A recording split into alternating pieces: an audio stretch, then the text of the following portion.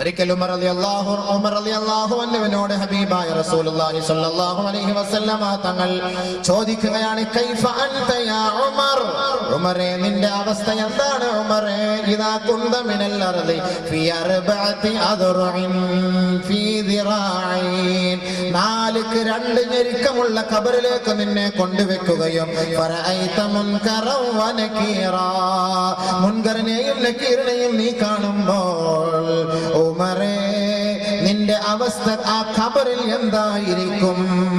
ഉമർ റളിയല്ലാഹു അൻഹുവിന്റെ ധൈര്യവും സ്ഥൈര്യവും ചങ്കൂറ്റവും ഒന്നും പറയണ്ടല്ലോ, അതൊക്കെ നമുക്ക് എല്ലാവർക്കും അറിയാവുന്ന കാര്യമാണ്. ഉമർ റളിയല്ലാഹു അത്രയ്ക്ക് ചങ്കൂറ്റ ധൈര്യശാലിയാണ്. ആ ഉമർ റളിയല്ലാഹു തആല അൻഹുവിനോട് നബി തങ്ങൾ ഒരിക്കൽ വിളിച്ചിരുത്തി ചോദിക്കുക, ഉമറെ നിന്നെ ഖബറിനകത്ത് കൊണ്ടുവച്ച് മുൻകറിനെ നക്കീറിനെ നീ കാണുമ്പോൾ നിന്റെ അവസ്ഥ എന്താ? ഉടനെ ഉമർ റളിയല്ലാഹു തആല എന്നെ ചോദിച്ചു, വമാ മുൻകറുൻ വ നകീറുൻ യാ റസൂലല്ലാഹ്, മുൻകറും നക്കീറും എന്താണ് നബിയേ? അതാരാണ് നബിയേ? ഒന്ന് വിശദീകരിക്കുമോ ഹബീബേ? ഉമർ റളിയല്ലാഹു തആല ചോദിച്ചു. മുൻകർ ഇന്ന് നമ്മളിങ്ങനെ പഠിച്ചിട്ടും കേട്ടിട്ടുള്ളൂ, മുൻകർ നക്കീറിന്റെ ചോദ്യം ഉണ്ടാകും. അതുകൊണ്ട് എല്ലാവരും ഒരു 40 ദിവസത്തെ ഇംഗ്ലീഷ് ഒരു വെക്കേഷൻ ക്ലാസ്സിൽ പോയിട്ട് ഈ ഖബറിലെ ചോദ്യം ഒന്ന് പഠിച്ചു വെച്ചോണേ, മുൻകർ നക്കീറിന്റെ ചോദ്യത്തിന് മറുപടി. അങ്ങനെ ഒരു ക്ലാസ് എങ്ങാണ് നമ്മൾ തുടങ്ങിയാൽ ഭയങ്കര ആളായിരിക്കും. മുൻകർ നക്കീറിന്റെ ചോദ്യത്തിന് മറുപടി പഠിപ്പിക്കുന്നു 40 ദിവസത്തെ കോഴ്സ്. പക്ഷെ ഇത് പഠിച്ചു കഴിഞ്ഞ് മരിക്കാൻ കാത്തിരിക്കണ്ടേ? എപ്പോഴാ മരിക്കുക? അപ്പോഴത്തെ മറന്നു പോകൂലേ? അപ്പൊ മുൻകർ നക്കീർ എന്ന് പറഞ്ഞ സാധനം ഖബറിനകത്തുണ്ടോ? അതെന്താ സാധനം? അത് എങ്ങനെ വരും? അതിന്റെ കോലം എന്താ? ബഹുമാനപ്പെട്ട ഉമർ റളിയല്ലാഹു തആല അൻഹു ചോദിച്ച നബി തങ്ങളോട്, വമാ മുൻകറുൻ വ നകീറുൻ യാ റസൂലല്ലാഹ്, മുൻകറും നകീറും ആരാണ് നബിയേ? അവരുടെ കോലം എന്താണ് ഹബീബേ? ഒന്ന് വിശദീകരിക്കുമോ? ആരംഭ പൂവായ മുത്ത് മുഹമ്മദ് മുസ്തഫ തങ്ങൾ വിശദീകരിക്കുകയാ. ഓർക്കുക, ചിന്തിക്കുക, പഠിക്കുക സഹോദരി സഹോദര. കളിയല്ല, ചിരിയല്ല, രസമല്ല, പാഴാക്കി കളയരുതേ.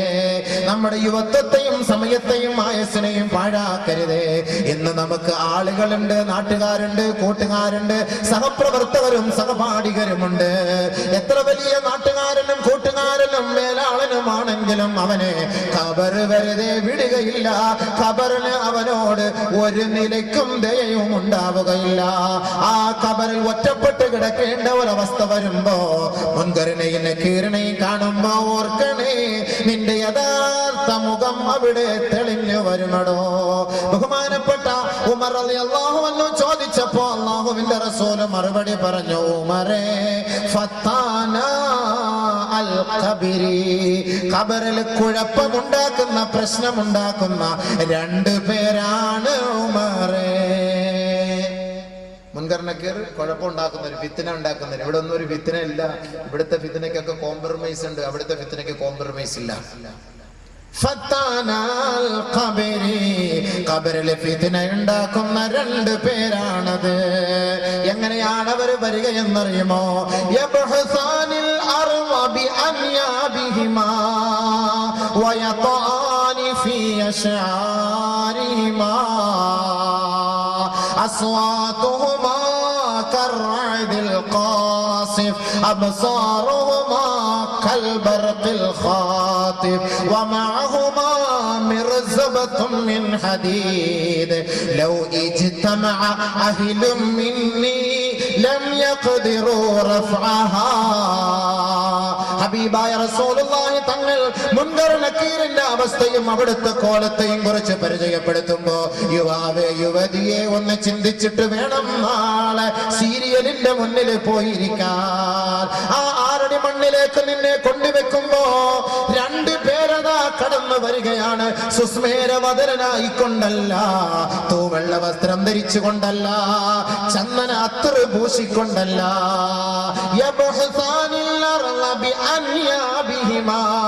ആ 2 മാലാഖമാരും 2 മലക്കുകളും വരുന്നത് അവരുടെ മുൻഭാഗത്ത് 2 നീളത്തിലുള്ള തേറ്റപ്പല്ലുണ്ടായിരിക്കും.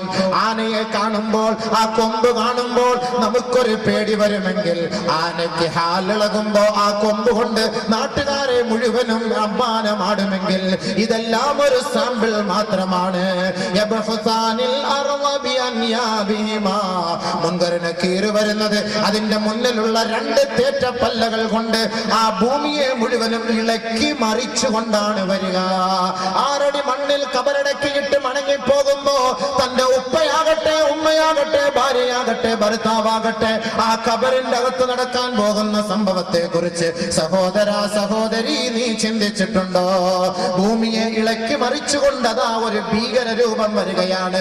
ഒന്ന് കാൽഭാഗത്തു നിന്ന്, ഒന്ന് തലഭാഗത്തു നിന്ന്. അസ്വാതുഹുമാ കർഅദിൽ ഖാസിം, ഇടിമുഴക്കം പോലുള്ള ശബ്ദ കോലാഹലങ്ങളും അട്ടഹാസത്തോടുകൂടി, ഘോര ശബ്ദത്തോടുകൂടി, അലമുറയിട്ടുകൊണ്ട് വല്ലാതെ ഭീകര രൂപം സൃഷ്ടിച്ചുകൊണ്ടതാ അവര് രണ്ടുപേരും ഭൂമിയെ ഇളക്കി മറിച്ച് കബറിലേക്ക് വരികയാ. അസ്വാതുഹുമാ കർഅദിൽ ഖാസിം അബ്സാറുഹുമാ കൽബർഖിൽ ഖാതിം, അവരുടെ കണ്ണ് രണ്ടും മിന്നൽ പോലെ പ്രകാശിക്കുമത്രേ. വമഅഹുമാ മിർസബത്തും മിൻ ഹദീദ്, അവരുടെ രണ്ടുപേരുടെ കയ്യിൽ ഒരു ഇരുമ്പിന്റെ ദണ്ടുണ്ടത്രേ. ഇന്ന് ഏറ്റവും വലിയ ദണ്ട് നാം ഇവിടെ എടുക്കുന്നത് കരിങ്കല് പൊട്ടിക്കാനുള്ള കൂടമാണ്. അതെടുക്കുന്നതിന് 900 റുപ്യ കൊടുക്കണമെങ്കിൽ 900-ൽ നിന്ന് 50 കുറഞ്ഞാൽ ആ കൂടം എടുക്കില്ല. ഇതൊന്നും കൂടമേ അല്ല, ഇതൊന്നും ചുറ്റികയേ അല്ല. ഏറ്റവും വലിയ ചുറ്റിക കാണാൻ പോകുന്നത്, ഏറ്റവും വലിയ കൂടം കാണാൻ പോകുന്നത് 6 അടി മണ്ണിന്റെ അകത്തളത്തിലേക്ക് പോകുമ്പോഴാ.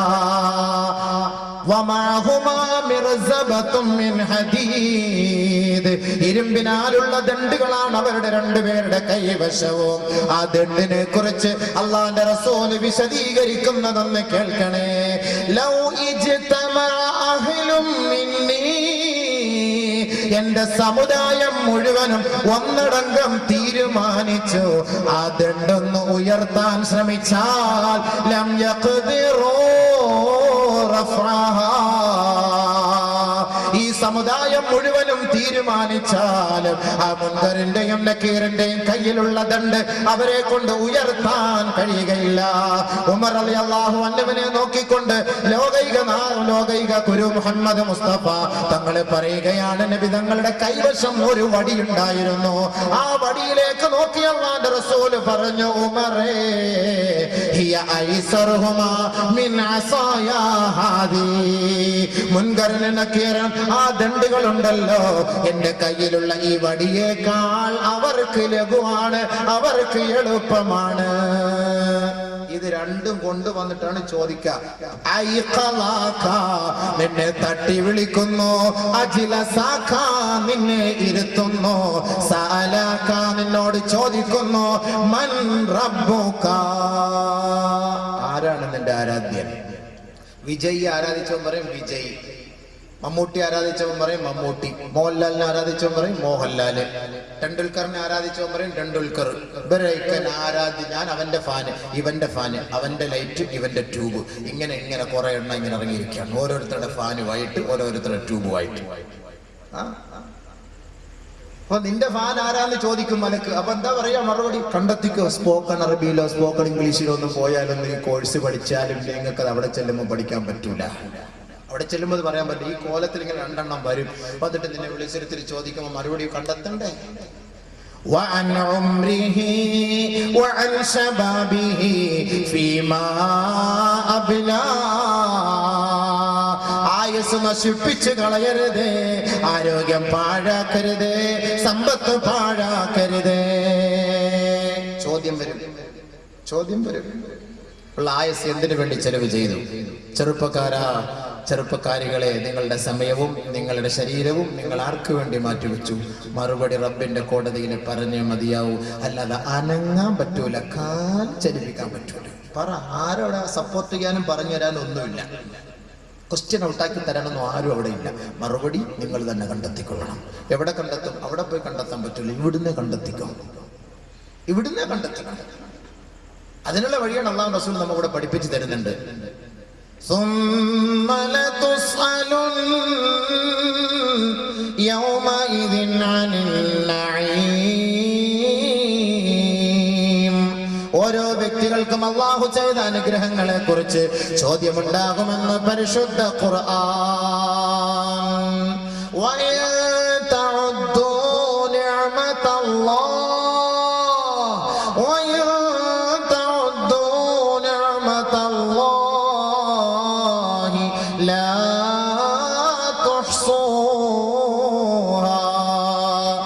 എണ്ണമറ്റ അനുഗ്രഹങ്ങളാണ് അള്ളാഹു ഈ ഭൂമിയിൽ മനുഷ്യർക്ക് ചെയ്തു കൊടുത്തത്. എണ്ണമറ്റ അനുഗ്രഹങ്ങൾ, എണ്ണമില്ലാത്ത അനുഗ്രഹങ്ങൾ അള്ളാഹു ഭൂമിയിൽ മനുഷ്യന് ചെയ്തു കൊടുത്തു. എങ്ങനെ ചെലവ് ചെയ്തു, എന്തിനു വേണ്ടി ചെലവ് ചെയ്തു? ചോദ്യം വരും, യുവാവെ കണ്ടെത്തിക്കോ.